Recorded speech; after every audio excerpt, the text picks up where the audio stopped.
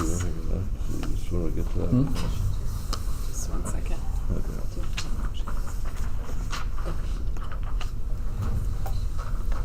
Sorry, what'd you say? So we'll just do that when we get to the. Yeah, public forum, Forum, you can just say, okay. and that's 3-minute limit. So we'll have to remind them of that.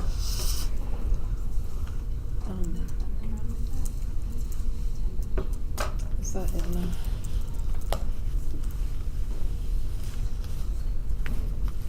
All right, the YouTube.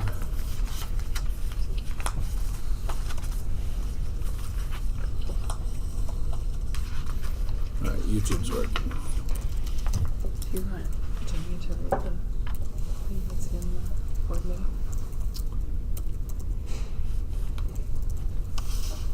Yeah, usually if there's people here that read it, then we read that part. Okay. Where do you go to get on this thing? I might as well get the new webpage here.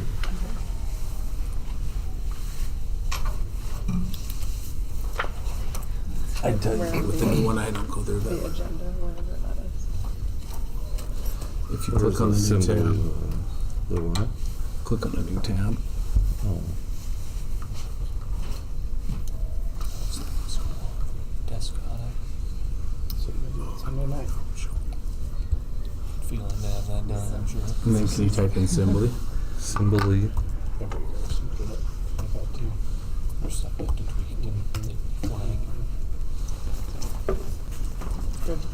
Okay, there. Yep, there you go. I was Just gotta going come through to it the- through that web page. Is this going, Sandra? It should be running. Okay, perfect. There's a little box that has REC on it. Yep.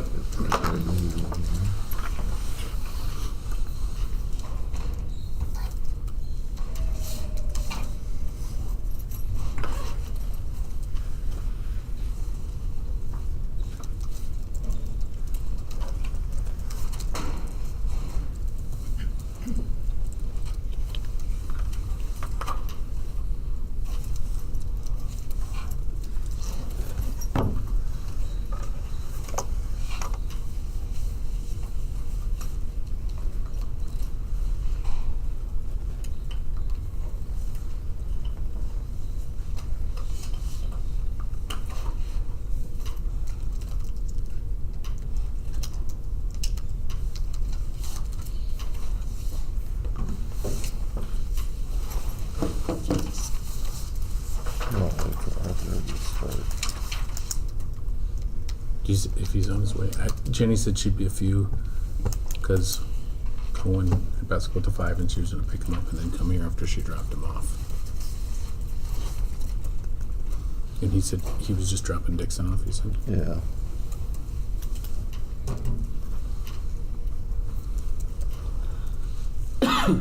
Should give him a minute or two. Yeah. Yeah. That should be fine.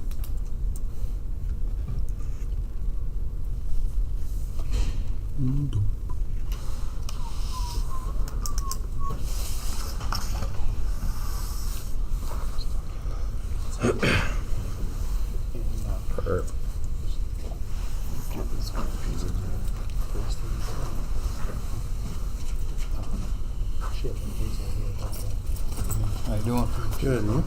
Carol, to different places. It's a Monday. Yeah, right. Sorry about that. Oh, you're good. This guy. Lucky this got one, lucky. huh? So Yeah, right. not by myself, Okay. in front of a crowd, but I just didn't see you. Yeah. Well, see, that was okay.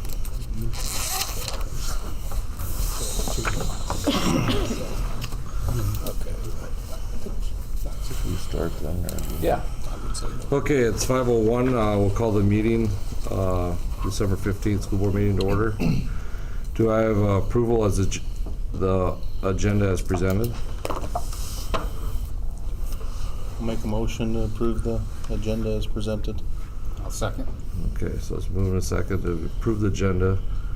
All those in favor say aye. Aye. All those opposed, same sign. Motion's carried.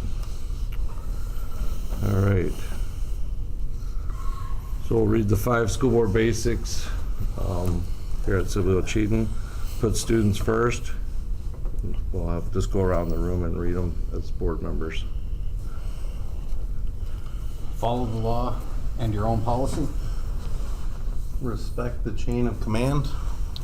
Base decisions on shared what? Sorry. Objective information. Yeah. And operate in the public eye. So you guys can't pull the assembly up on your computer if you can. Can't get logged in. Okay, so all you guys are. Two-factor. Okay, yeah, sorry. I should have run them then. I'll talk to Tony on that. Okay. So Sibley Cheaton mission statement is at Sibley Cheaton Schools, we build partnerships to challenge minds, to invest in the community, and to embrace life. So moving on to visitors and our public forum. We had received one paper. Is there anybody else that wanted to speak? No? Okay. If you want to read them. Are Okay. you referring to my paper? I can come up and speak. My name's Abby Shree. Yeah, he just has something to read. Okay, the law requires that the school board meetings be held in public, but does not require the public to be allowed to participate. However, the board at Sibley Cheaton values ideas and insights from their constituents and has always allowed for individuals to speak at public forum for 3 minutes when necessary form has been filled out and turned in before the meeting begins. Please also note, board members are not permitted to respond to speakers' content because it could violate the open meetings law. As practice, board members will not respond to any public comment. The only time the board will respond to members of the public is for purposes that are part of the meeting's agenda and necessary for that particular item of action. All right. Hello, my name is Abby Shree. I am the parent of a 6th grade student at SO Middle School. I don't want to be here tonight because my words won't change anything, but it is time for someone to speak out. I have concerns about what is happening in the middle school math program. For months, a consistent pattern has been reported by students and parents alike. Students do not understand the material, quizzes and tests are returning with low scores across entire classes and grades, and when parents reach out for clarification or help, the responses are often dismissive or unhelpful. Too often, parents are told that students are simply not working hard enough. When an entire classroom is struggling, blaming students is not just inaccurate, it is unacceptable. This is not an isolated issue, it is not new. When large groups of students are struggling at the same time, the problem is instruction, curriculum, or support, or some combination of all three. I'm asking the board to look into this. Review the curriculum, evaluate the instructional methods being used, ask the principals and the dean of students how many parents have raised concerns and how those concerns were addressed. If additional training, oversight, or resources are needed, provide them. Parents deserve clear communication about what is being done to fix this problem. Deflection is not a solution. In my opinion, concerns like this one and many others are a significant reason recent PEPAL votes have failed. Why would the community support increased spending on buildings when the education happening inside those buildings is falling short? Students are leaving the district, teachers are leaving, and parents who advocate for their children feel ignored. I also want to raise concerns about the fact that middle school students' bathroom use will be monitored and timed through an app. This approach raises questions about student dignity and privacy. I would like to understand why the district believes this is appropriate. I'd like to know the cost and what policies will govern its use. Our students deserve better. One of the first things you say every board meeting is put students first. The students deserve effective instruction and leadership that listens when families raise concerns. Thank you. All right, thank you. All right, moving on to the consent items. I don't know if there's anything that we would like to go through. There's or- some additional bills. The largest one for NCC is for concurrent enrollment semester. Otherwise, they're pretty normal, straightforward bills.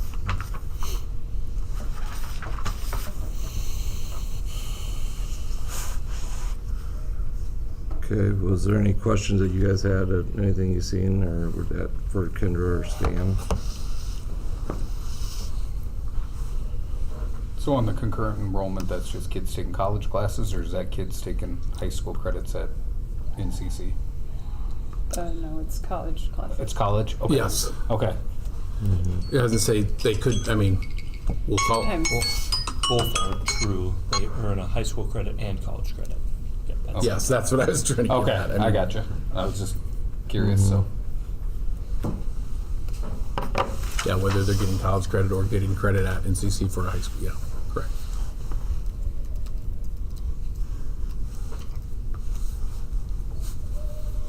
Yeah, I don't really have anything else to add on the Okay. concurrent, or on the consent agenda. All right, do I have a motion to approve the consent items as presented? If there's no more questions. I'll make a motion to approve the consent agenda. I'll second. All right, it's been moved and seconded to approve the consent agenda items as presented. All those in favor say aye. Aye. Aye. All those opposed, same sign. Motion carried. All right, so moving into administrative reports. Mr. DeZeo. Yeah, so pretty obviously we are working to finish up our first semester. Grades will be due here at the end of the week. We'll get progress reports out first thing after Christmas break. Planning, making arrangements for our winter assessment window in terms of our reading fast assessment and our math iReady assessments. Use that to gauge what students are proficient and at risk, and comply with the state's plans for those students who are persistently at risk, and also to continue to push our curriculum and to make sure we're getting things covered as necessary. Dressed up a little bit today. We're having our Christmas Spirit Week this week, and so thought we might enjoy a little Rudolph here today. So it's fun seeing the kids, the staff dress up. So. And then Mrs. Weiss, congratulations to Mrs. Weiss and the 4th grade class, and actually all the 4th through 8th graders on a for their concert Well Done on November 25th. So it was fun to see that first one for Elsa and to allow her to get that under her belt. They did a great job. So PD, working diligently on professional development goals, and with that time, working to schedule IPTY-DIPTY meetings just to check on progress of staff and the accountability and those kind of things. We've had all of our kind of curriculum pitches from our math team, for our math team rather, from the 3 different curriculum companies that we're kind of looking into, and weighed the pros and cons, start talking about that as a team. And so our next steps are kind of looking at and comparing local schools and what they're using and how that best fits for SO. And if we need to change or we need to just change our practices versus our materials. So some really good conversations there. We also took a little bit of time to review our school performance profile. Again, very proud of the high performing designation that SO Elementary received again this year. So then at the bottom is our staff attendance, daily attendance, and PD attendance since our last meeting. So, any questions? I think so. Thanks.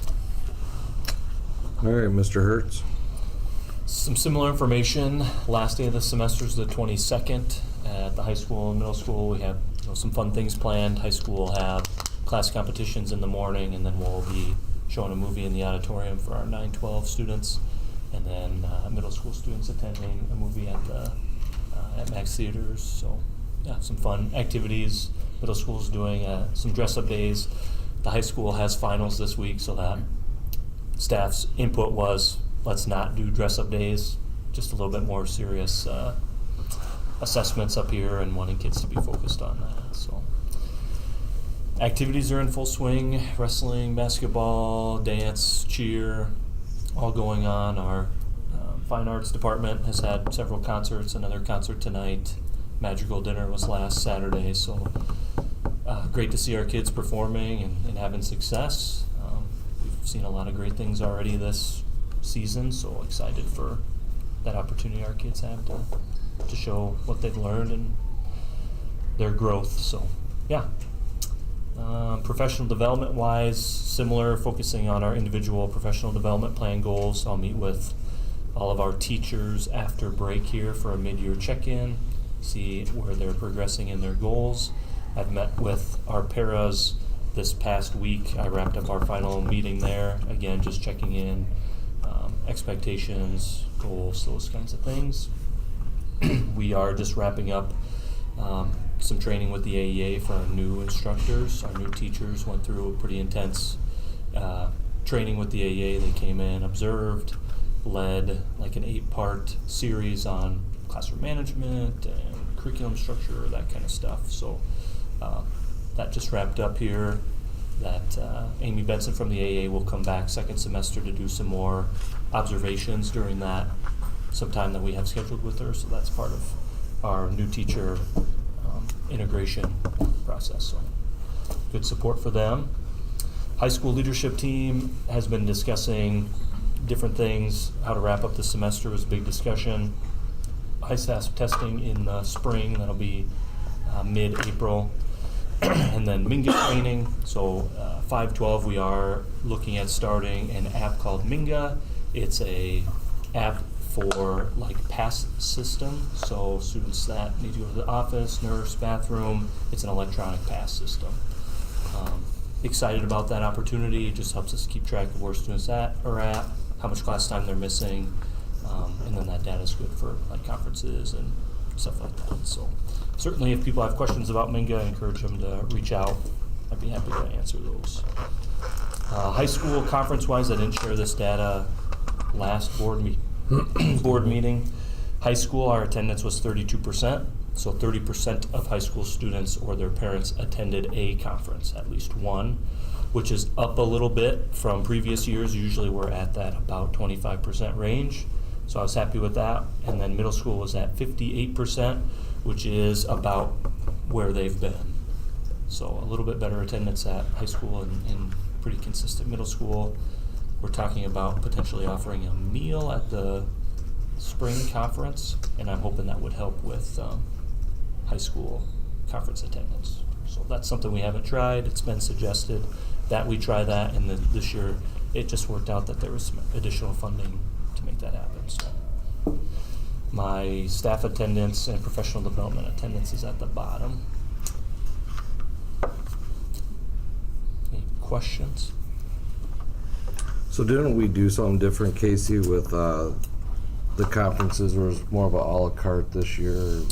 Maybe Yeah. explain what we tried to do different there. Yep, so at the middle school, high school, we have an early conference, which is about 4 weeks into the school year.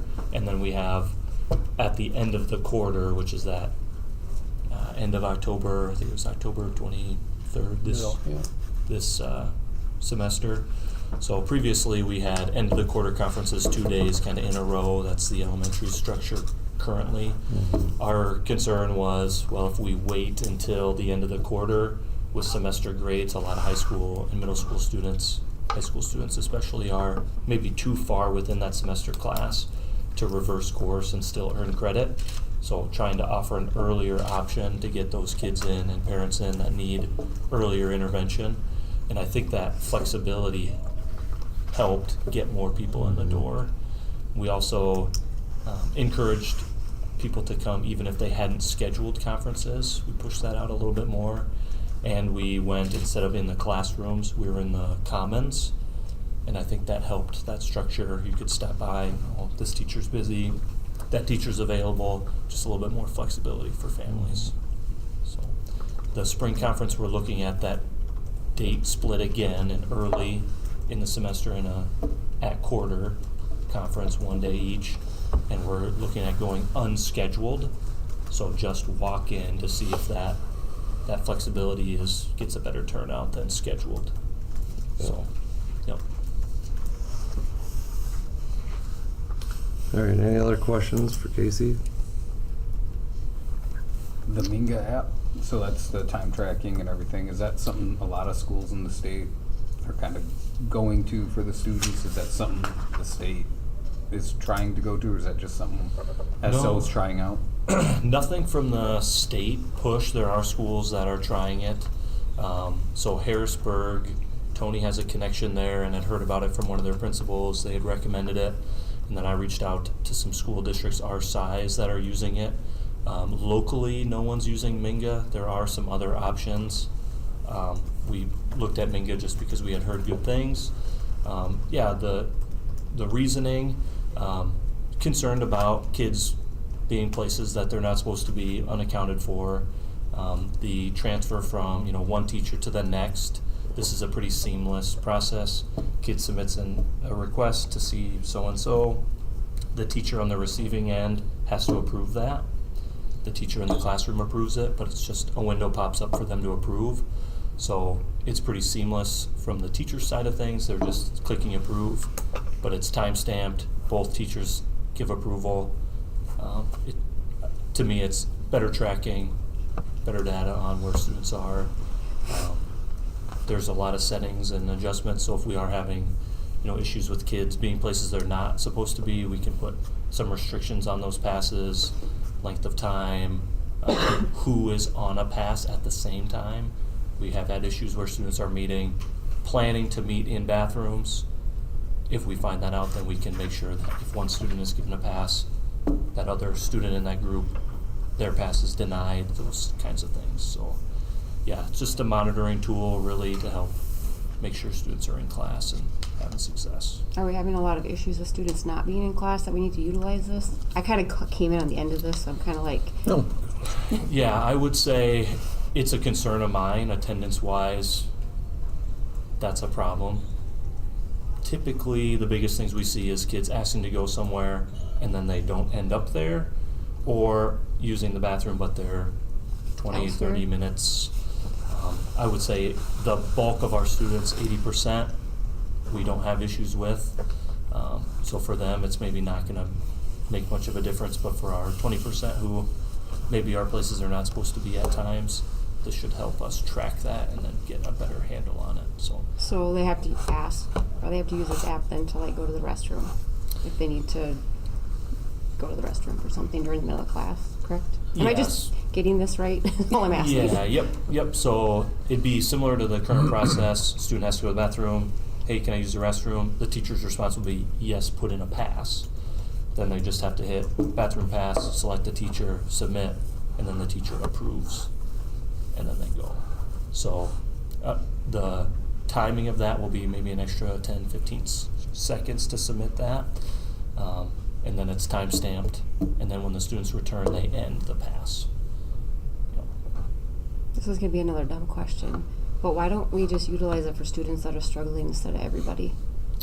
Or kids that are disobeying, is that the word I want to use? Maybe not where they're supposed to be instead of for everybody? Misusing? I don't know. Misusing their time? Yeah, I think the licensing worked by building, kind of an all or nothing was my understanding.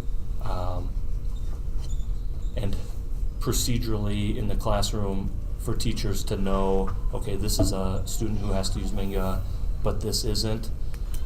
I could see that logistically being an issue, trying to keep that straight. We have a Google Pass system in the high school and the middle school that we've used. I'm excited about this because it's more streamlined. It's less to fill out. Students can enter a portion. Staff select, approve. It's time stamped. It's tracked. We can pull reports throughout the year. Yep. So for emergencies, female students, or they're sick, they may be coming to class real quick so they don't get that tardy. Right. But they really have to get to that restroom. Right. Is there going to be an exception that they, do they have to use this, or can they, in some of those situations, I don't really. Right, for sure.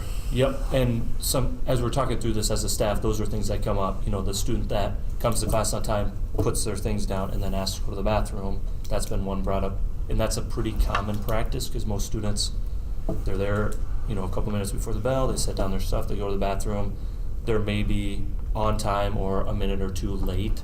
So we're kind of working through how we want that to look.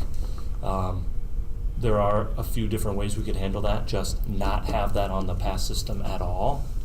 So students who check in and then go, that's passing time, not requesting to leave class. Right. Or we could do, when the student enters the class, put in a pass to Minga, go. When you come back, the teacher will have that notification that you went to the bathroom. There's a few ways we could handle it. I think as we settle into second semester, we'll have some Trial and error. Yeah, we'll have some bugs to work out on what makes the most sense. But Okay. Thank you. yeah, no, good questions. You're currently doing passes right now, electronic passes right now, right? There are some teachers doing like trials with it right now. I mean, Yeah. like, use Google right now, correct? Yep. It's Yes. just not, Correct. So it's similar to our current process, but it's got the two-end approval, which we don't have with Google, and it's a lot more seamless than the Google form that we use currently.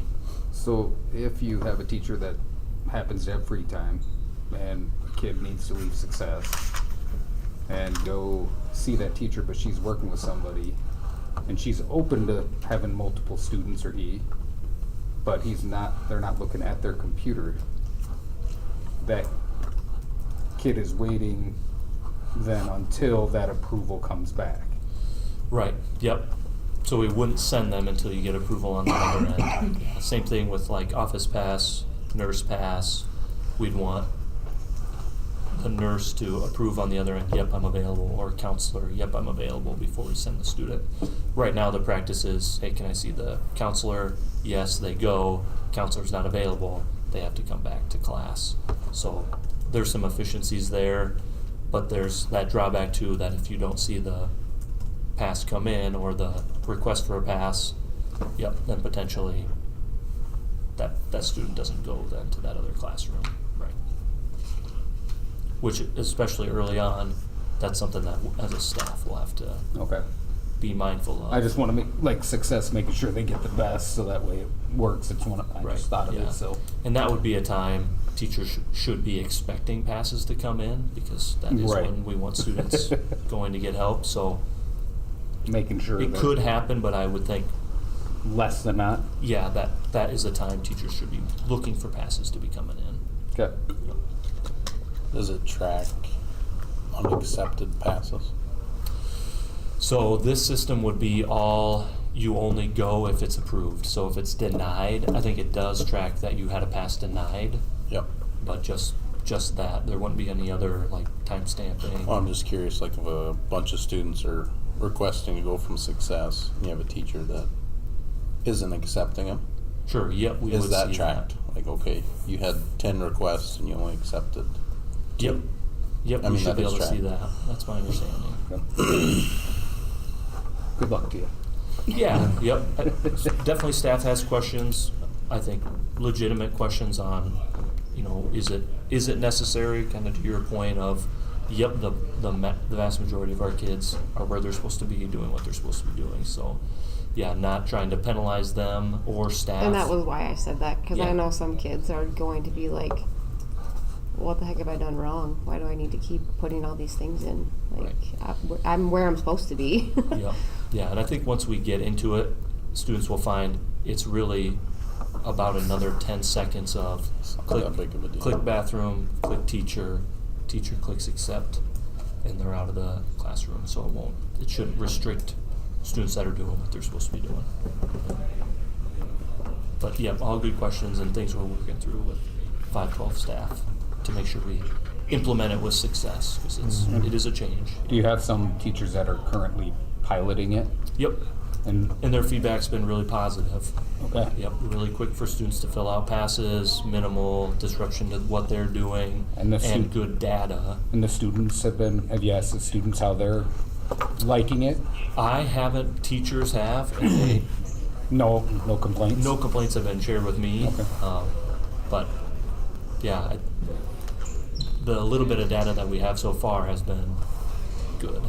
Okay.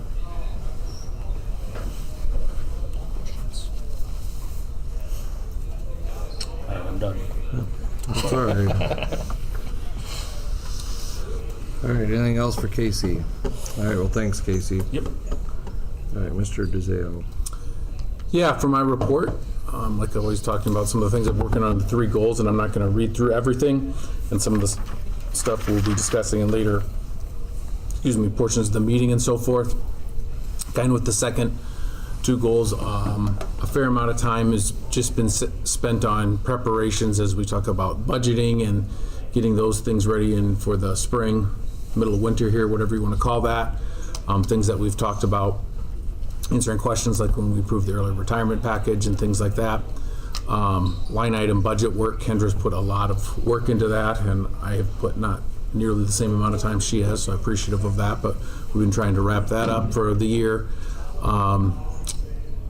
Let's see, today's Monday, so tomorrow after school, her and I will be going down to Ankeny for Wednesday and Thursday for ISFLC, which is the Iowa Superintendent Financial Leadership Consortium, and doing a budget educational workshop or training down there. Been doing a lot of times projections, which we'll talk about later in the meeting, so I won't speak on that anymore. That's really all I have for right now on that.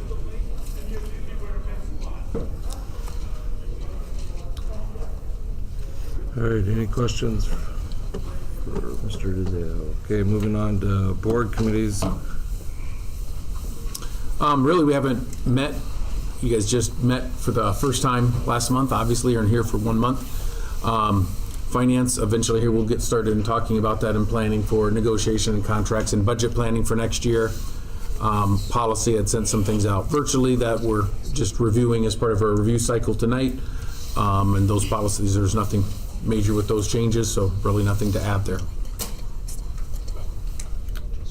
Okay. So moving on to recognition of excellence. So today we have Alexa Mejia from the high school student leadership group here to read recognition of excellence. Middle school VFW auxiliary essay contest winner, 5th grade Elijah Treeweiler. I am proud to be an American because, and 6th grade Landon Odins. I am grateful for veterans because. Kathy Wiersma presented the prizes to the winners on December 12th at the middle school. The 2025 senior NHS inductees were Sakura Landis, Jordan Carpenter, Yasmin Espinoza, Alexa Mejia, and Gabe Vandehoof. And the 2025 junior NHS inductees were Michelle Acosta Portillo, Gabe Beavers, Annabelle Chavez Escobar, Mariah Dake, Alexis Galswick, Gage Greenfield, Luke Heilman, Presley Henning, Brianna Jacobsma, Katie Kruger, Taylor Langstraat, Violet Lingle, Olivia Lopez, Maya Poland, and Paige Weber. The November Generals of the Week were for November 7, 2025, Elementary Ashton Block, Middle School Jance Eddy and Jackson Lords, for High School Alexa Martinez, Staff Amy Baker. November 28, 2025, Elementary Brooks Hieronymus, Middle School Addie Doden, High School Kyler Schaefer, and for staff Kim Alsop.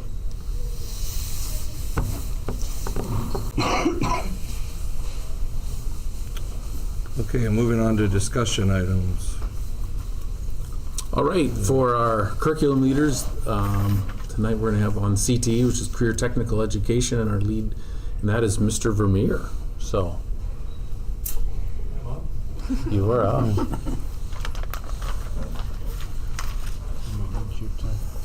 I'm casting on Assembly. Can you share that access with me or no? I can if I go to my room. You want to log in online? We had technical difficulties at the beginning with my computer, so this is not my computer, sorry.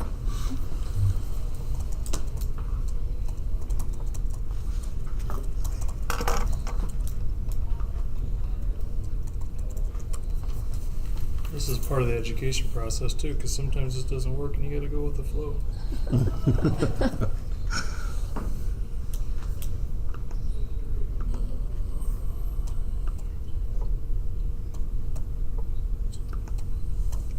the two-factor authentication. Yeah, we talked about that.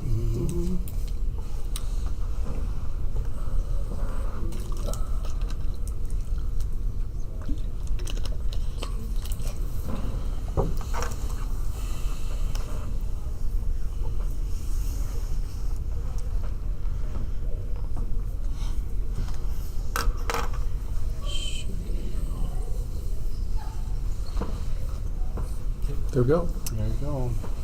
I won't sign out because it logs you out too. Okay. I'm the Career Technical Education Curriculum Leader. We have kind of a hodgepodge group because we have a regular CTE teachers, plus we have school counselors and Mr. Klein Hessling, who's half PE, half technology.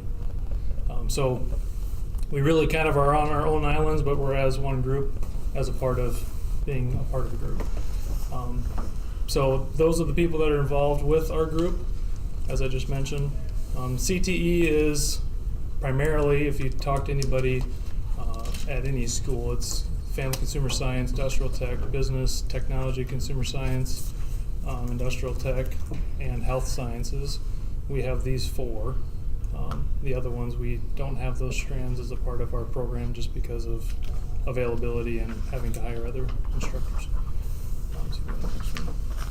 What I did is I've asked each of the people that are part of our group to give me something unique that they're doing this year or will be doing this year, just to kind of give you a picture of what they're involved with. At the elementary school, the counselor is currently getting a certification in child-centered play therapy, which eventually, once she gets that certification, is going to give her other options to work with students to meet with some of the needs that they have. So it'll make a unique thing that we have that other schools maybe don't have at the elementary level. We also sent Jackie Glade, which is an elementary teacher, to iTech, which is a technology education conference down in Des Moines. And they do a variety of things there. They've initially started as primarily computer and technology, but now they've evolved into different sessions that deal with elementary teachers, special education, math, science, different curricular areas. And part of what the state's requiring of us is that we are infusing computer science at all grade levels. What that looks like isn't really painted. They just want these kids to be exposed to these things because they know that there's going to be more fields down the road that are going to be requiring those skills. And the sooner we can get them to understand or start participating in that, the better understanding they'll have later on if they just decide to go that route. So Jackie went to that, and she's infusing it in some of her own classes, but also sharing it with some of the other teachers to hopefully be able to do the same. At the middle school, counselor is doing some different experiences for students on career-related things to hopefully get them to become more aware of what options are out there as they start moving down that path, deciding what they might want to do for their own career. And we feel that the sooner they can identify what that might be or narrow that down, the better they can select classes as they move into high school and eventually to college to give them a better chance of success, as opposed to going different paths and probably failing at those and then ultimately making a choice and maybe feeling like they wasted some of their times when they could have learned some other things. In technology, Mr. Klein Hessling is having students develop some websites. As we all know, those are more things are becoming available online and businesses are doing things online, and the more skills that each person has related to technology is going to be helpful for them, whether they actually go into web design or not. They have those understandings. I started this year, or we started 2 years ago, a careers class, and this year, that was voted on last year by the school board, was to have that required by all students, and we're primarily giving that, or hoping to have freshmen and sophomores take that. And the purpose of that is, one, the state's requiring more focus on helping students become more aware of what they're good at and what they might want to do in the future. So again, that we can help them become more successful and more focused by the time they leave our school, so they know what they want to do. So in that careers class, we got a grant, was it last year I think, for some VR headsets. So basically they put them on and they get a chance to go and experience, they develop different career path options. Basically it's like a digital learning experience as opposed to going to, let's say, a dairy and seeing it firsthand. We don't have options for everything, so these are going to give them options to be able to do that. This coming semester, I'm planning on infusing those into that classroom to give them, we're going to learn about different career clusters and pathways, but this will give them a chance to go and virtually experience what they do on a day-to-day basis as a means to, one, become more aware of what's out there, but two, is it something that I maybe want to do? Industrial Tech, they are working on a project right now that's redoing these benches at the softball field. So if you are over at a softball game next summer or just happen to be going by, you can stop by and see those. They're redoing them and refurbishing them so they look nice again. And something that we did this year, Mrs. Ruggles did, is we had a lot of students that were interested in the CNA program. We do not have a health science offering here at our school, so we are developing that through NCC. And I think she had, I don't know if I put it on there. Yeah, we had 19 students requested, and we only have seats for 10. So we have a surplus of students that are really interested in this. So it is well worth their time to incorporate that and give them that opportunity to do that. And we all know that nursing is short on employees, so that gives them the chance to hopefully fulfill those. Yep. Also at the high school, Mrs. Klein Hesslink, who teaches family consumer science, is doing did a unit on different foods and different cultures. So these students get a chance to, one, develop those foods, learn what the recipes are comparative to what we do here in the U.S., and then they actually make them, so they get a chance to taste them and see how they also compare. And then in ag, the FFA students are continuing to work with developing these signs and doing different metal work, cutting those and powder coating those for different people that are interested in it. So it gives those students an experience that is unique. Something that's unique to CTE so all curricular areas have to develop curriculum, and you probably hear that from the other curriculum leaders. We're constantly continuing to do that. We have to do that as well in the CTE area, but we have unique requirements that other curricular areas do not have. We have a program of study. So most of the standard curricular areas like math, science, reading, English, the state develops what the standards are, and we have to abide by that. For us, we do, but we don't. They're not directly correlated to our curricular area. So we have to align with a local community college to make sure that what we're teaching is leading up to the offering that they have. So that program of study, we have to do that every 5 years, where basically we just make sure that we have to give evidence and proof of what we're doing in the classroom that meets the standards that they have to make sure we're in line with that. Last year, CTSO is a career and technical student organization. We've had FFA here for a long time, which some of you are probably familiar with. The state has come out with a requirement that all CTE areas in high school have to have their own, which in theory is great because it gives kids more experiences and a variety of things. The downfall to a small community is we don't have enough students. So now, instead of having a bunch of kids that go into FFA, we have to try and draw some of those students and other students into our program. So again, in theory it's great, but right now small schools are having a very hard time to fulfill the requirements that might be out there that the state's pushing upon us. Carl Perkins and RPP, we do get some monies from the state that is designated to CTE areas each year. It's about $10,000 total. Perkins is about 7-ish, and the RPP is 3,000. The unique thing with that is it gives us opportunities to go and get different pieces of technology or different curriculum, or go and get some training in different areas that might help us or be able to present to students in a unique way, or give them unique opportunities that you might not see in the traditional classroom. The IRC is something that has always been there, I think, but the state's really putting focus on this. They're realizing that we have a lot of positions in businesses in our society that are not being filled because they don't have unique skills to be able to complete that.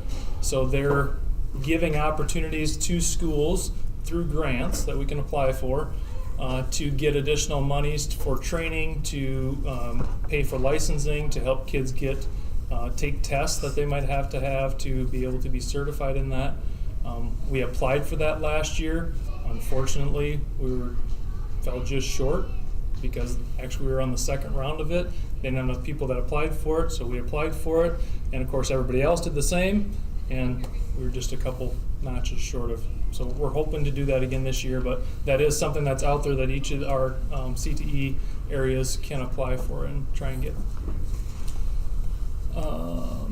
Yeah, it kind of goes with the grant opportunities as well. Outside of that, is there any questions you might have of me? There's a lot of new faces. So the only question I had on the nursing request, like the 10 slots, is that what NCC is allowing you, or that's all they're allowing? Yeah, my understanding is that's the like ratio of instructor to students that the NCC allows. Okay. Yep, so And then usually there's a fee for a nurse aid course. school covers that Okay. cost. Yep. Yep, that falls under any dual enrollment. Okay. Yep. Sure.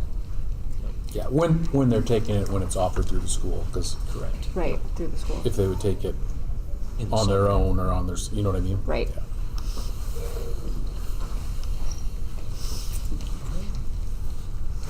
Thank you. Thank you. Thank you.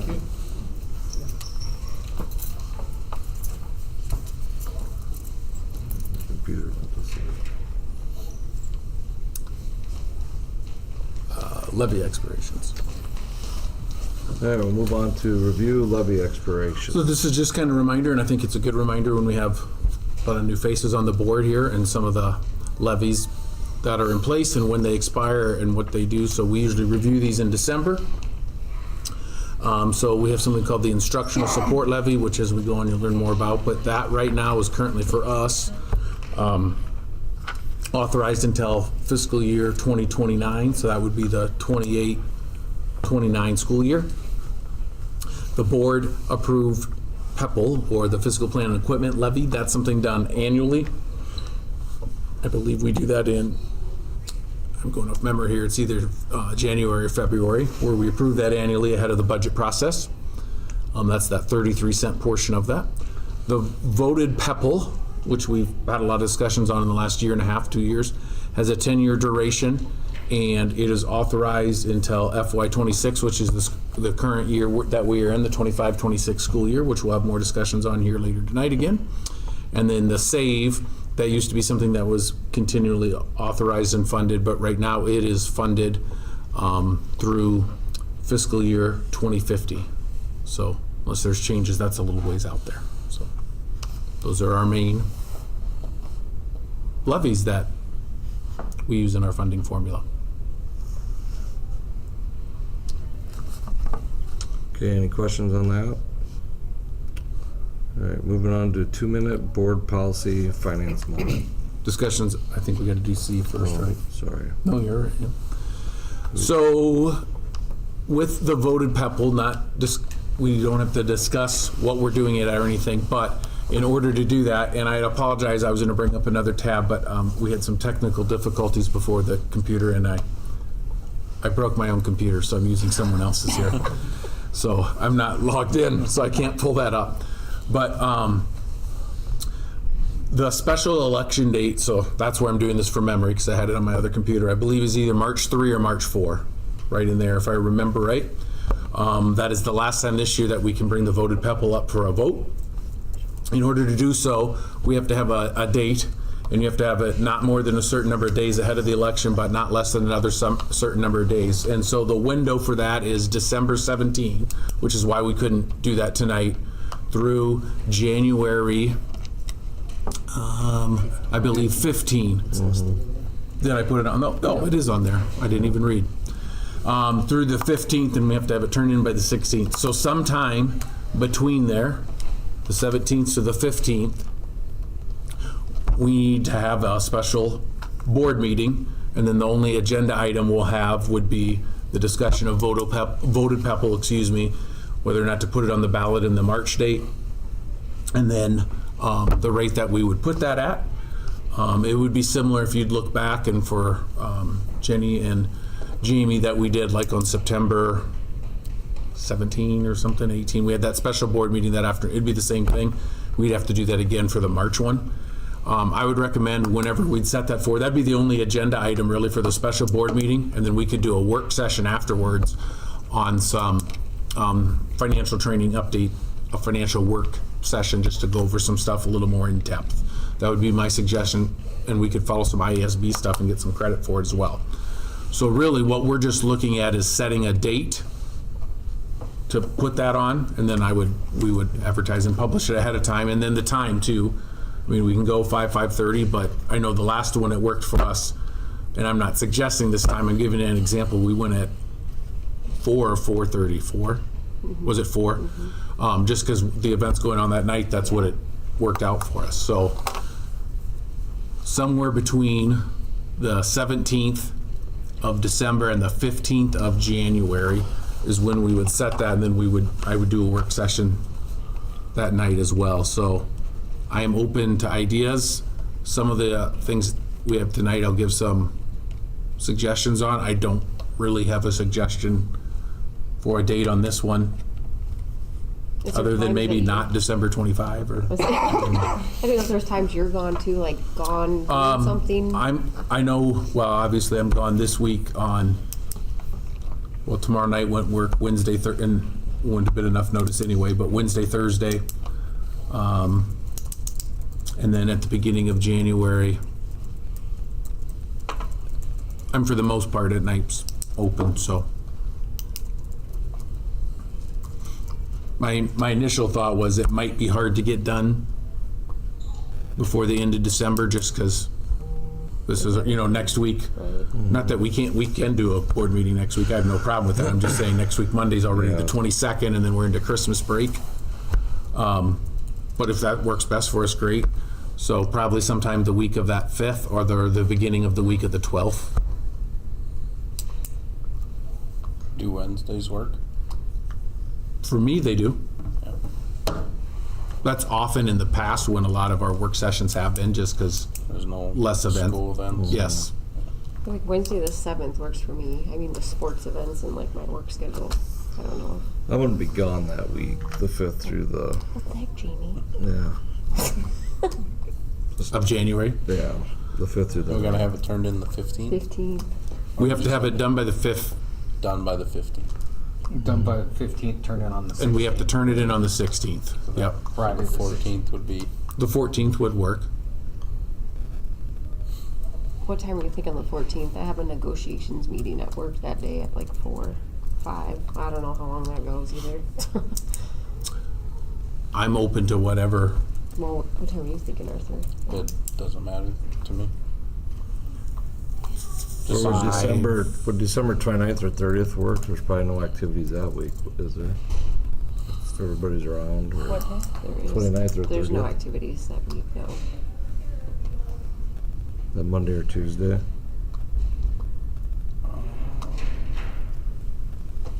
The 5th grade don't have something? My calendar says basketball at GLR.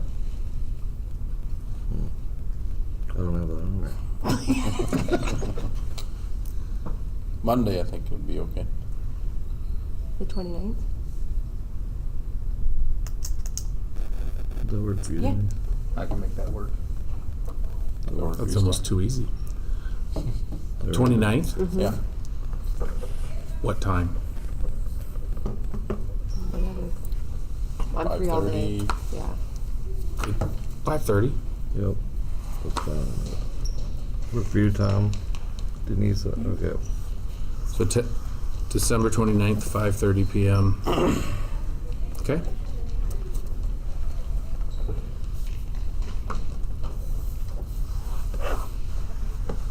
I'll get something sent out, and you'll get a notice like you would on any other meeting, and then, yeah, it'll probably be 2, because one will be to start the meeting open and do the special board meeting for the PEPL, and then the other one will be the work session right afterwards, and we can talk about how much we want in that, Jamie, ahead of time.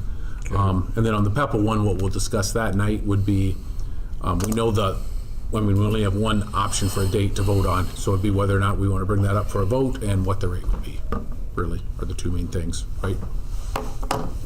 Okay, 29th at 5:30. And then you're planning to work session after that. Yeah. Yep. Yep. Probably hour and a half time range, somewhere in there, I would think when it's done, somewhere hour, depending on how long it takes us to discuss, so. Yep. Okay, moving on to the 2-minute board policy and finance moment.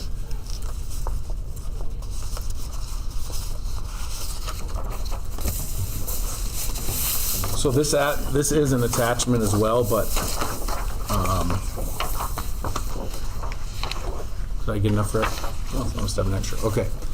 So, one, I thought just as kind of a follow-up, I thought it was some great discussion, and thank you for those that could be there last month with going to BoardCon or ISB convention, and I know we had the onboarding and some of the other meetings, the exciting Iowa Public Meetings training that we finished with, right?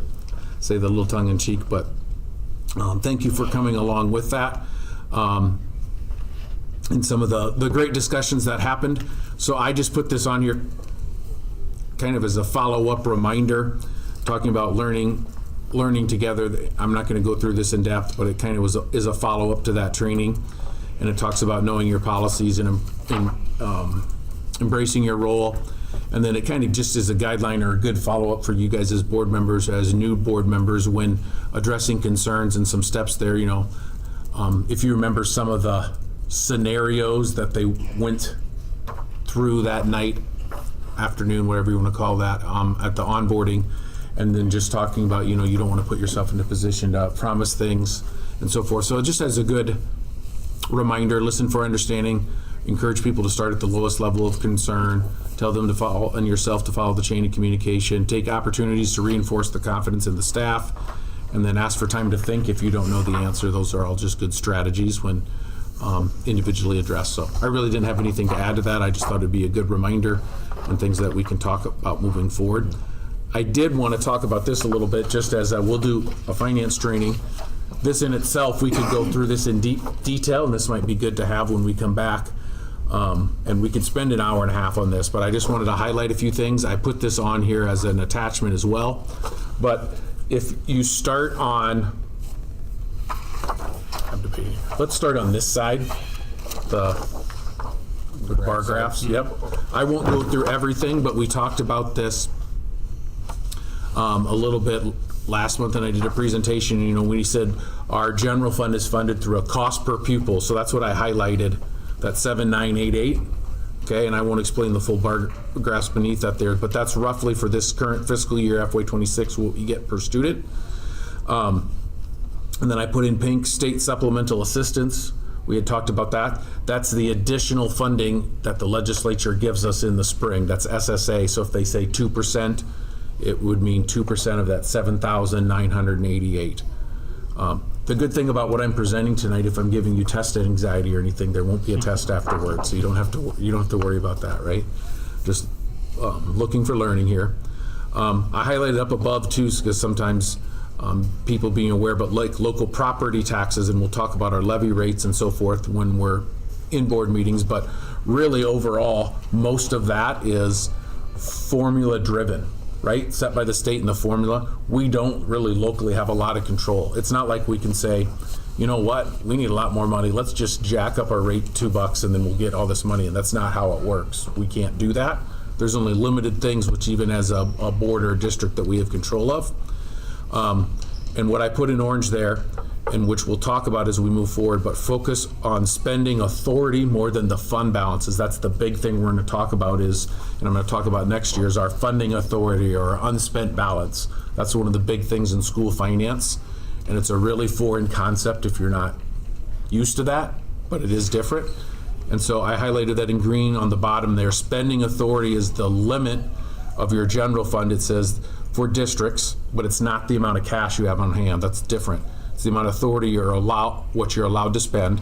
All other funds allow spending if cash is available, but in your general fund, the thing is spending authority or given the right to spend. And then below there's the big one in school finance, unspent authorized budget, or your UAB. Some people will say unspent authorized balance, but it's your district spending authority position. And it goes on. I look at it this way. It's kind of like a credit card, but it's not. The difference is, it'd be like if you had a credit card balance each year and what you didn't spend on that carried forward to the next year to make your allowable spending bigger. And if you overspent your balance, if you had, for that year, if you had enough balance built up, then you could do that. But you can't ever go negative, or you're not supposed to ever go negative with that. And that's what we'll talk about a little bit here in a second. So this is just some important terms. There's a lot of other ones on here. So I was just trying to highlight a few, and then we'll touch more as we do some training.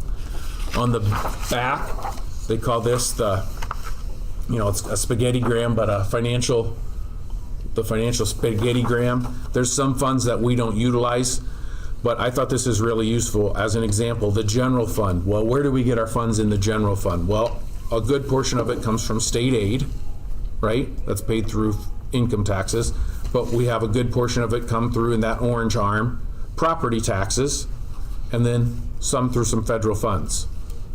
A small portion of our general fund is the ISL. I talked about that in expiring levies, the instructional support levy, which is funded through the income surtax, which those that have been on the board have heard that, and we'll talk about that more. But the income surtax funds the instructional support levy and PEPAL.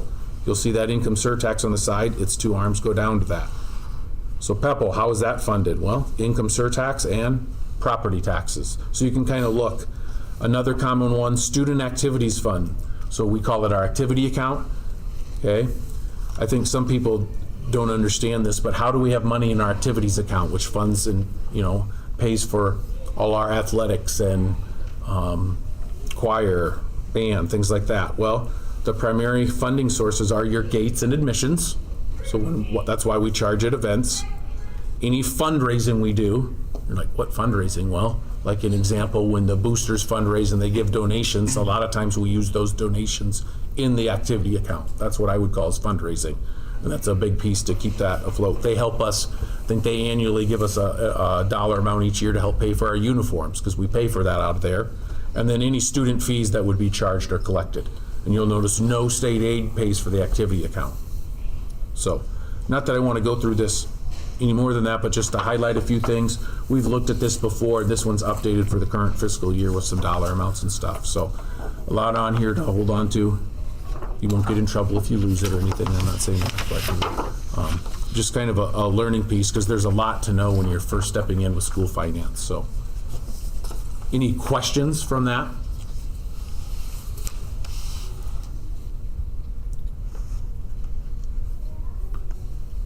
Right. Alrighty.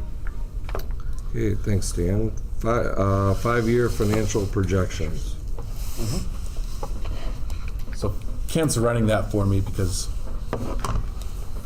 of our technology issues and me breaking my computer. So talking about spending authority, one of the requirements is to give different projections for our balances during the year. We'll have a mid-year projection next month. But in looking back and kind of preparing that, and for when we're on the 29th and talking through some things, I wanted to talk through that. So one of the organizations, ISFIS, the Iowa School Financial Information Services, that we pay and we subscribe to, we get a lot of information with, but they provide us with some projection tools. And to show where we've come from 3 years ago to now, I just wanted to kind of show that.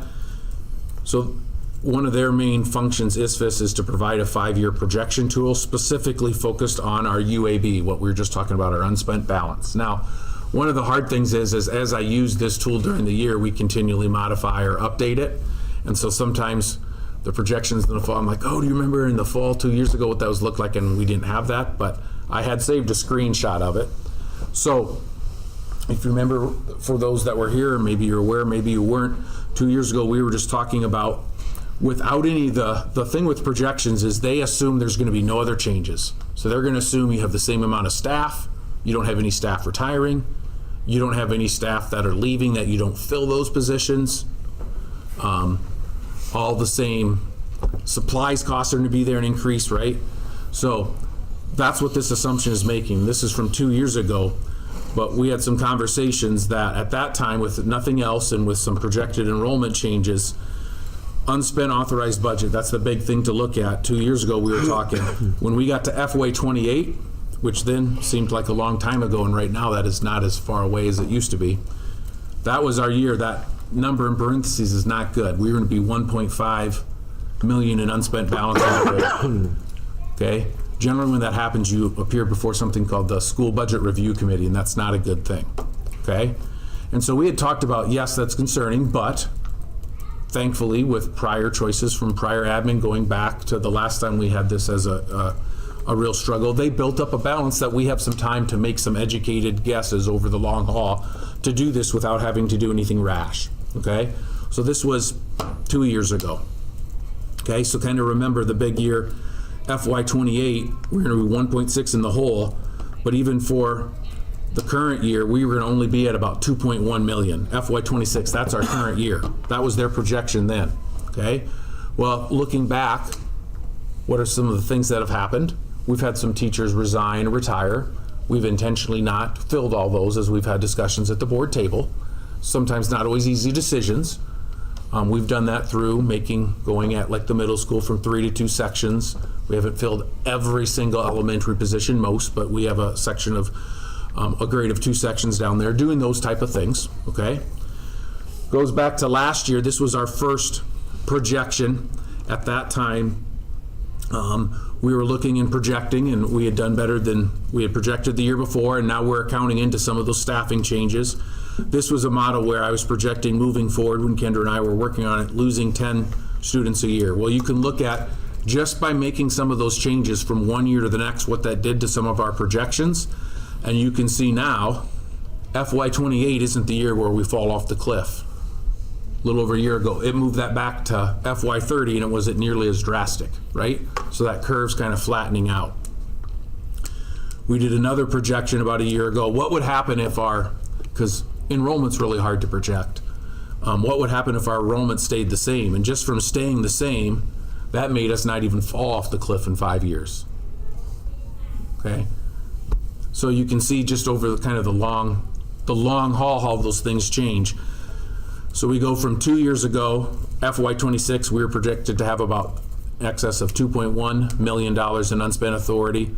Last year with some changes, that was at about 3.6.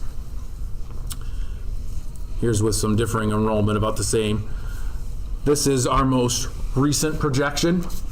One of the changes is this year is we always know what our enrollment is for next year. And so we're living in the world right now where we're up 20, but our budget next year will be that year when we're down 40. And that's on this line right here, the 669 to 623. Those numbers are legit. We know that. We know we're going to be down X many students.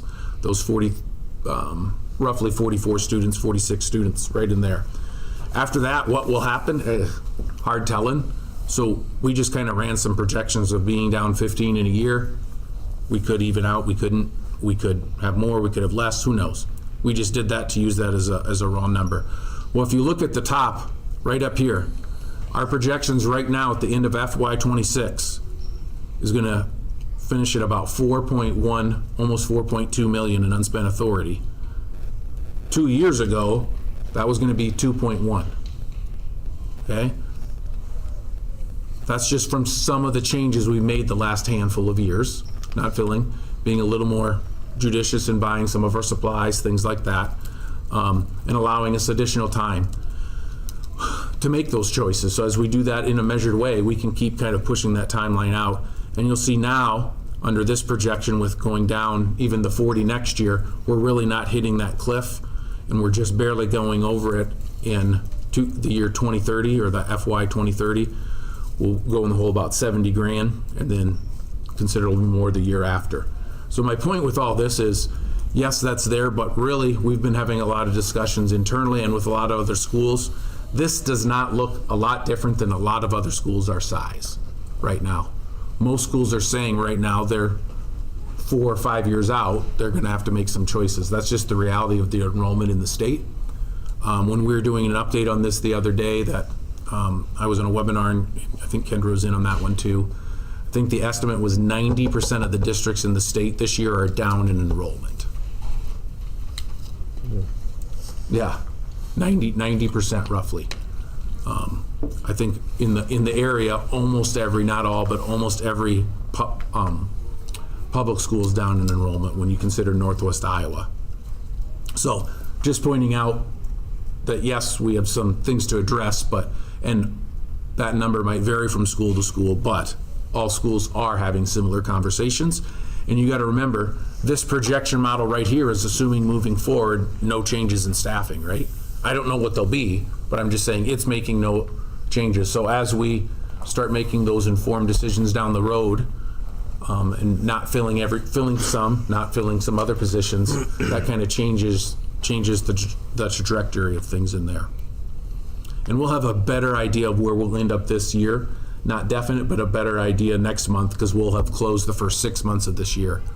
So hopefully then at the beginning of January, I'll present something at our January board meeting, because we'll have gotten through December 31 and have a better idea of where we're sitting at the current year. And that'll give us a better idea to be a little more accurate with our predictions moving forward. So there's a lot of details in there, and I don't mean to throw so much of you all at once.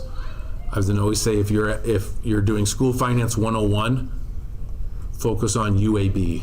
When you hear that or hear me talk about that, that's the big thing to focus on. Even if you don't fully understand it, and hopefully we'll get there, but your unspent authorized budget or your budget authority, that's really what you want to focus on.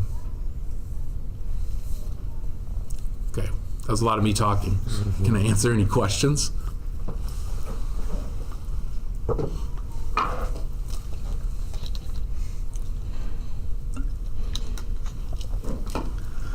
I guess something I picked up from one of the sessions I was at, that this UAB number, I think, is that the number they'd want at 25? Is that like the range Yep. of 2025? So that's one of the other discussions, is that was set a series of years ago, and kind of a recommendation from the state to have your percentage under 25, and ours is at 39, right? But it's going to go down pretty quickly. Is as you get longer and time passes, you gain a little bit more knowledge. And one of the things we're discussing, not just us, but area superintendents, is I don't know that one size fits all, right? So what is the right balance to hold?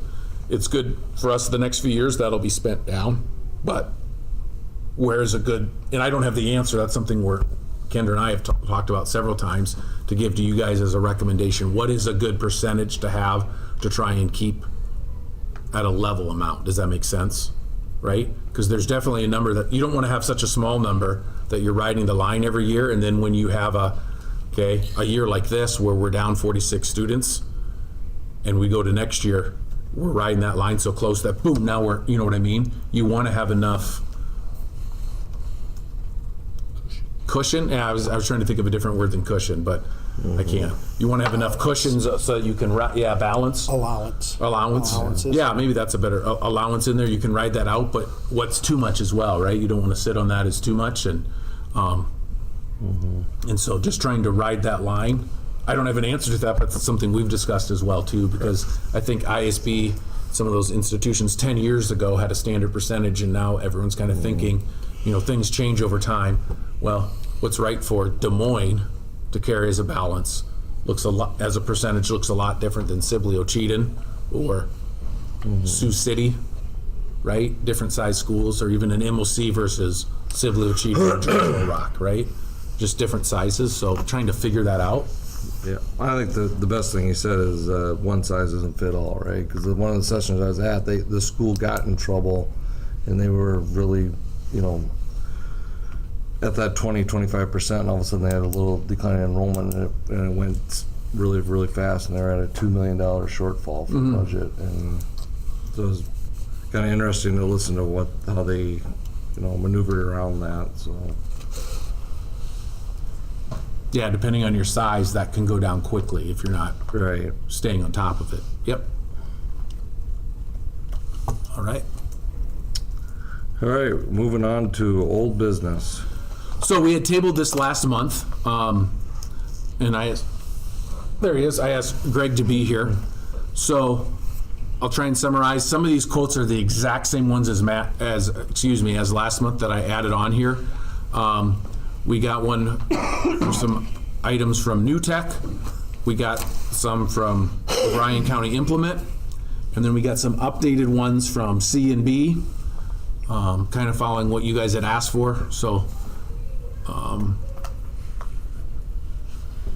I didn't even reach out before I did. Both New Tech and O'Brien County Implement, I'm not quite sure how they found out, but reached contacted me, so. You watched our meeting. I don't know, yeah, I don't know, but just saying they did, I didn't even have to reach out here. So the C and B one, which you had asked about with everything all in, this was their price. This was an update, the most updated one, and then they had some different financing or leasing options on here as well. I won't scroll through the whole thing. They gave us an updated one for the current one that we have, that used one. That's the one that I labeled on here as used current C&B quote for December. That's 46. If you're like, that's a little higher, yeah, but it's a little bit better deal. They included on that for us. They put in that quote, getting new tires, some less, in Greg's word last month, less aggressive tires with a bucket. And then it's called an Ag Guard warranty. It's not the same as the ones on their new models, but it'd be a warranty for a used machine that we have, which is right there on the second page where they're pulling that in from. And that's why the all-in quote for that used one is $46,700, right?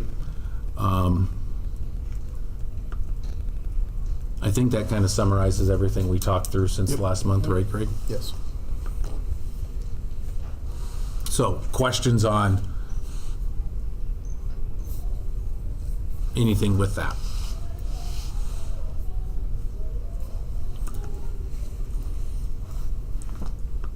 Nope. I guess, yeah, they're able to put warranty on it. Yeah, it wasn't the Power Guard Yep. because of the age of the machine, but yeah, they went through another company like Stan stated, and yep. So we have, I forget the length of warranty on it, but there's warranty there. Okay. The new tires are important, I believe, because we won't be having a tractor. Okay. In the past, we've had a tractor with more turf tread. Okay. We won't have that option anymore. So having a little less aggressive, we would be able to take it out into the grass, different areas, fill holes, things of that nature. We used to, we had the skid loader, and we had a mini tractor. I don't know how else to describe just a little garden Compact, tractor, yard yep. tractor. Yep. it. Right, and we don't have that anymore. Okay.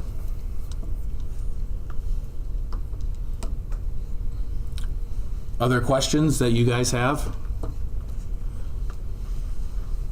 I will say, in looking through all of these, Greg spent a lot of time on this, and then we've talked a little bit about this, and appreciated the quotes from them. A lot of them are really similar when you're going through the other implement dealers and stuff, really similar. I would say when it's all said and done, I think we're coming back probably to the, from C&B, the used one that we have would be our recommendation. Yes.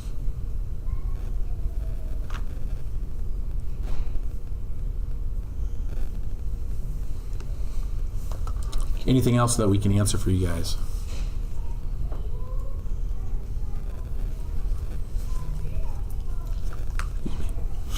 Or if you want to see anything, if you want me to pull up anything, And let me know. I keep forgetting, because I keep looking on different tabs like you're seeing them, and I keep forgetting, Kent. Thank you for doing that, Kent. Yeah, no worries. I looked up a little bit ago, I'm like, oh, why didn't it show that? It goes on my computer, so sorry about that. So this is the one that had the 2,400 hours on it, is that right? Existing machine, I can't speak to. Yeah, that's on it. I don't remember. So this new tech, would that be a new one, this Kubota then? Brand new? Again, I passed them along. I didn't look too far into them. I read through them and passed them along. That one, yeah, I gotta remember here what he told me. I believe that one it's a little smaller model.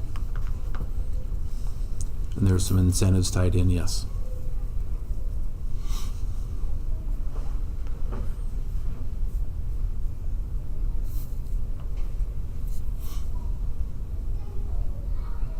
I guess I don't know, it's $49,900 for a brand new one, I guess. This is all I saw. I don't know the sizes of them or anything, but I'm sure there's a warranty with that. But I think going back to Greg's comment last week, like, it's local, it's right here. Yeah. Right, like, got repairs, you need something, it's close. And, yeah, they were able to put warranty on it, so. And we got some quotes for leasing, but I think, and we've talked through, we're talking about that with buses, but kind of a separate entity outside of that. I think with how we're gonna use it, it doesn't make a lot of sense to lease it. I think it'd make more sense for us just to, whichever one we do, to buy it. Yep.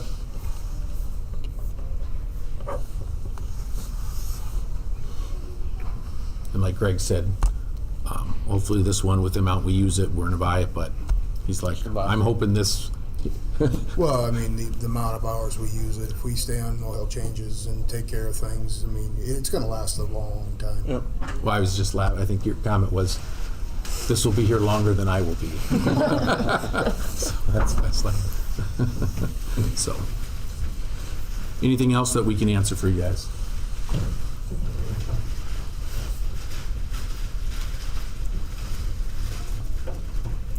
No, I guess, go ahead. Then you have to make a motion to accept the recommendation Yeah. that you and Correct. I'll make a motion to accept the recommendation that Stan and Greg have presented on the used skid loader that we currently have. I'll second. Okay, it's been moved and seconded to approve the bid on the current skid loader we have from CMB. All those in favor say aye. Aye. Aye. All opposed? Motion passes. Thanks, Greg. Yep. Thank you. Yep, Thank you, everyone. Thank you.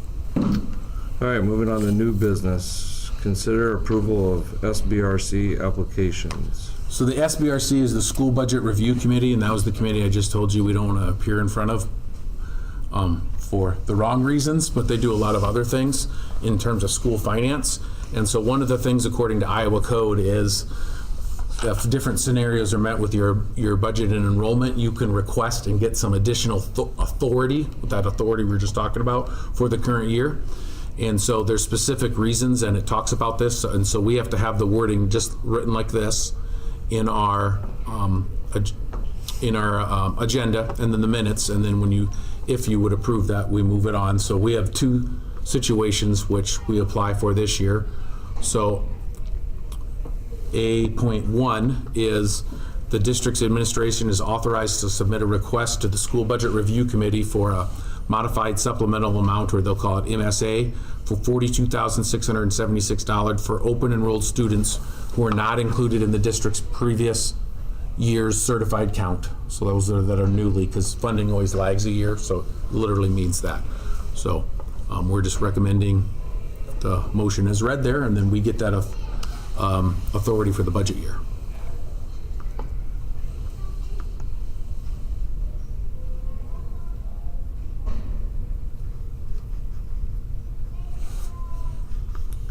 Okay, so so would there be a motion then to approve you do each one open enrollment out? And- Yep, we have to do a separate motion for each one, correct.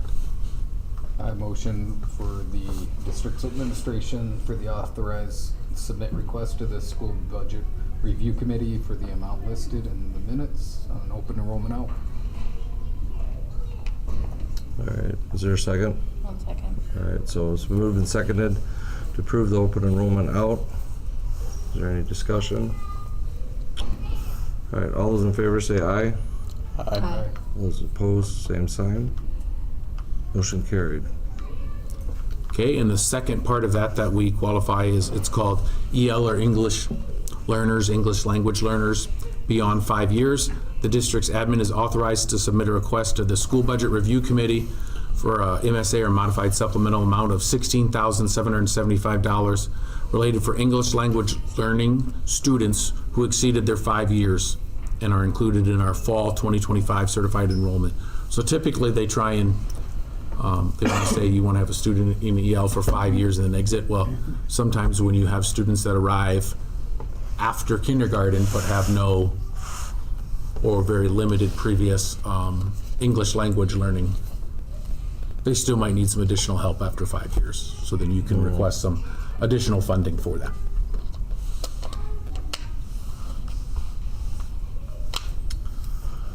All right, any questions?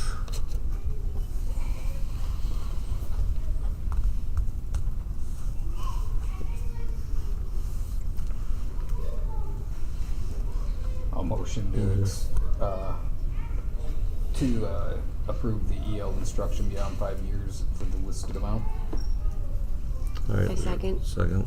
All right, it's been moved and seconded to approve the EL instruction beyond 5 years. Any discussion? All right, all those opposed, or excuse me, all those in favor? Aye. All those opposed? All right, motion passes. All right, great, thank you. Those were both for the current fiscal year that we're in, that we can modify beyond that. This next one, it looks similar, but it's different, and it would actually be for the next fiscal year.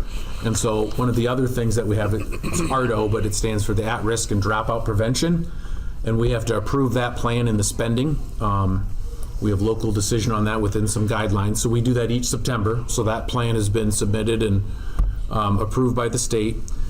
Then after enrollment happens in the fall, because your enrollment is for your next year's fiscal budget, they run the numbers and then they let us know, and then we have to have this in the minutes to do as well. So it says the amount of funding we can generate to fund this is based on enrollment. We then must approve the application for the authority for those funds.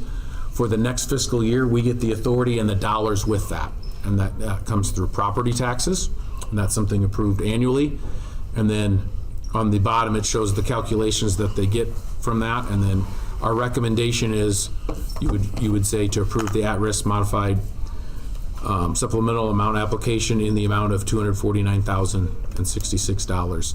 If you're wondering how do we get this and come up with, it's not us sharpening our pencils and stuff. There's places that we go to that we have to submit on the state, but they generate the dollars for us, but we have to remember to handle it and present it. So, like, I didn't create the table, that was one generated by the state. And then when we're done, that's actually what we'll submit. It's a table that looks a lot like that.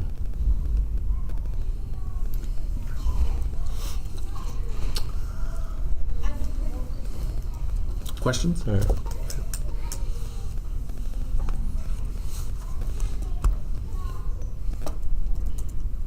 All right. There'll be a motion. I'll make a motion to approve the at-risk dropout modified supplemental amount as presented. Second. All right, it's been moved and seconded to approve the at-risk modified supplemental amount in the amount of $249,066.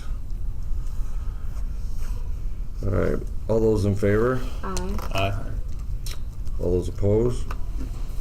That motion passes.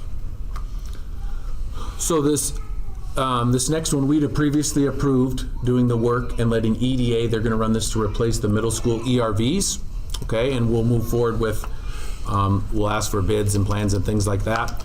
Tonight, the specs came in, and originally they were gonna print them out to us, and then it would have said draft on them. And he called me at the end of last week, and he said, you know, you guys have to pay money to have that. He goes, I will just send them to you as a PDF. Then you don't have to pay the money to get those printed out. And then once the board approves them, we can finalize them. And this is what we send out to those that are looking to bid. So that's what it says on there. The one's like 200, the specs is like 249 pages on there. And so we're approving that. This one actually, it looks more, can you go on that one? Yes. Yep. This one's 3 pages, but if you want to know what we're replacing, could you scroll down to the 3rd page? Yep. Since I put the cursor here. If you imagine this is the middle school, this is the office, right? And this is the gym, just to orient you. So when you go out of the office, you notice that fence out front? That's what the ERV is, it's inside of that. And then the other one is back here. This is where like the greenhouse is and so forth. That's where the other one, there's a cement pad. So those are the 2 units that they're replacing to help with some of the air conditioning, heating features in the middle school. So we've approved having EDA to move forward, but we have to officially approve this at the meeting, the plans, and then they'll move forward at our January meeting on January, I think it's the 19th. Is that the Monday, I think? Does that sound right? Yeah. On the 19th, we'll officially approve the bids, and then we'll open and award that to someone. That'll happen between now and then. So really what we're doing tonight, if you're going, I haven't time to review this, it's Just approving us to go get the bids. yep, we're approving that, and we're approving the official plans because we moved forward to go with EDA and they wrote the plans, and that's why the 249-page docs is preliminary on it, right? We're approving that, but just go, I mean, it's, if you scroll forward a few pages, it's a description of all the things in there and technical jargon. I mean, That's what they're bidding. yeah, yep.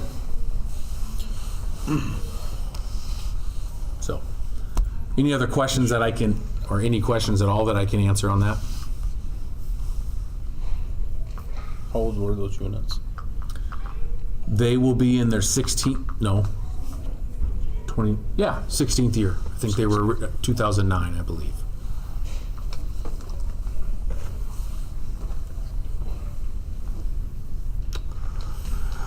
All right.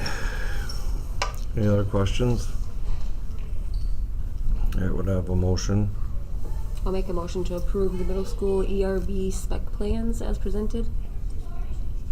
Second. All right, it's been moved and seconded to consider approval of the middle school REB specs as presented. Any discussion? Hearing none, all those in favor? Aye. Aye. All those opposed? Motion passes. So looking to change the February board meeting date. It is scheduled on Monday, February 16. It's a day we don't have school and it's President's Day. We could do it that day. It's a day, that's a day off for contractual day, holiday for Kendra and I. If we did it that day, I'd just ask that Kendra and I would have a different day off and I wouldn't have the principals come. But we also do that night have boys postseason basketball game round, I think it's called round one because the preliminaries, right, is it called round one? Yep. Yep. I get confused with the different terms for the boys and the girls, right? Yeah. So looking at some options, one option would just go to the next night, Tuesday, February 17. That could be an option. Another potential option would be the 11th or 12th. We could do that. Those aren't ideal because our president's gone that week, right? That's the Yeah. week you're gone. I'm not saying those are our only options. Those are just looked like the most viable to myself when I was looking at the school calendar. The 17th and what? This Tuesday, the 17th. Yep. And then I had said we could look at the week before, the 11th or the 12th, but Jamie's gone that week. And not that we couldn't do other nights that week either, but there's the potential, I think, for another game then on Thursday. So that's kind of why I The didn't leave 17th that kind of makes the open. most sense here, I think, Yeah. right? Works for me. I can make that All work. right. Denise, that work for you? Yep. Okay. And as of right now, I don't know any other reason, so we can just go the same time, 5:30. I mean, I don't know of anything else. If we have to change time when we get closer, we'll adjust. You need a motion to. Oh, yeah, we do, yes, we need a motion to I'll make change a the date. motion to change the February meeting date to the 17th. I'll second. Okay, it's been moved and seconded to approve the meeting, February board meeting change date to February 17th at 5:30. Any discussion? Hearing none, all those in favor, say aye. Aye. All those opposed? Motion passes. So we need to set a date and approve for a public hearing for amending our current year certified budget. The easiest way to explain this is we're doing projections. There's called a long-term debt schedule, and we did that, and we're paying it back. This won't affect our tax rate. This won't affect our budget or anything. We did that correctly when we were pulling it in on the aid and levy worksheet. For whatever reason, what we totaled up as the payments on the long-term debt schedule, we didn't carry on the actual aid and levy worksheet. So we don't have it on there. Would that be the easiest way to explain it, Kendra? Yeah, just the expense isn't on there. The expense isn't on there, yeah. Which the money gets transferred from the save fund to pay the bonds, the two bonds that we have now. So it's just that expense. The money's there. It doesn't affect the tax rate. It doesn't affect anything else. But we have to show if we go over our budgeted amount in our expenditures, it'll be on our audit. And so we need to amend to include that. Yeah, And right we're now it shows we're gonna spend zero. Yeah, which we're isn't supposed true. to amend before it's expended, so that's why we're doing it now and not later in the year. So what will happen then if you approve this on the 19th, we'll have a hearing at the beginning to say that we're gonna amend the budget, and then during the meeting, we'll have if no one objects during the hearing ends, it'll probably take a minute, and then during the meeting, there'll be an agenda item to approve amending the budget with that amount in there. Okay. This motion is just setting the date. Set that. This is to set the date, yes. Yeah, this is to set the date for A that. motion to set the date for the public hearing for the fiscal year 26 amended budget. January 19th, 2026 at 5:30. I second that. All right, it's been moved and seconded to set the public hearing date on the FY 26 amended budget to Monday, January 19th at 2026 at 5:30 PM. All right, is there any discussion? Hearing none, all those in favor? Aye. All those opposed? All right, motion passes. New contracts, we just have one, Aaron Dvorak. I'm not 100% sure, but he's been visiting Amos and he would like to be a substitute bus driver for our district. And that's a CDL, so he has to work through a few things, and we'll take that because we always need them, so. Sure. You said he's gonna be a bus driver? Substitute bus driver, yep. Okay. Yep, not looking to go full-time, but willing to sub and help out. Okay. Make a motion to approve, right? Yep, Here we are. yep. Accepting Aaron Dvorak as a substitute bus driver. I second that. All right, it's been moved and seconded to approve Aaron Dvorak as a substitute bus driver. All those in favor, say aye. Aye. Aye. Those opposed? Motion passes. Approval of fund transfer. If you remember just from our public forums and everything talking about voted PEPAL, part of our voted PEPAL is paid through the income surtax. And so the state of Iowa sends that, and that income surtax funds for us, both the voted PEPAL and the instructional support levy are parts of that. And so they send it, is it twice a year? Yep. Twice a year, is what I thought. They send us the money, but it sends us to the general account, but we can't use it in the general account because, well, for the instructional support, but the portion that goes to the voted PEPAL has to be transferred there. And we can only transfer that amount with board approval. So what we're looking for is just to approve the money came in. We need to transfer those PEPAL dollars from the general into the PEPAL account in the amount of $151,519.65. You said this is done twice a year? The money from the income surtax comes twice a year, yes.